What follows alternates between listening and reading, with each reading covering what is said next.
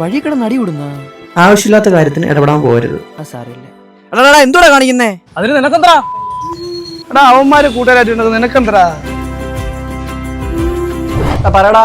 ആ വിഷ്ണുടാ, നമ്മള് 2 മണിക്കാണ് ഉത്സവത്തിന് പോകുന്നത്. ഇപ്പഴാണോ പറയുന്നേ? എടാ അത് ഞാൻ ഇത് പറയാനങ്ങ് വിട്ടുവിടാ. എടാ വരാൻ നോക്കടാ. ശരി എന്നാ, പറഞ്ഞില്ലെന്ന് വേണ്ട. വർക്ക് കിടക്കുന്നല്ലേ. സമയത്തിന് വിളിക്കുന്നിടത്ത് പോകരുത്. എടാ നൂന്നുവാടാ. അപ്പം എടാ വിഷ്ണു, ഞാൻ വെച്ചിന്ന് വരത്തില്ലെന്നറാ. വണ്ടിയിൽ ആളായാലും ഇനിയിപ്പോ എന്തു ചെയ്യും?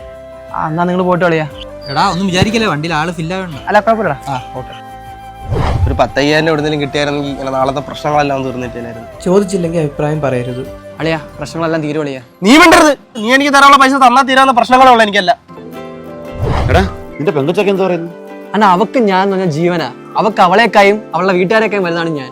ആരെയും അന്ധമായി വിശ്വസിക്കരുത്. ഹലോ, എന്റെ കല്യാണം ഉറപ്പിച്ച് ദൈവത്തെ ഓർത്ത് ഇനി എന്നെ വിളിക്കല്ലേ. ആ കഴപ്പങ്ങ് തീർന്നു.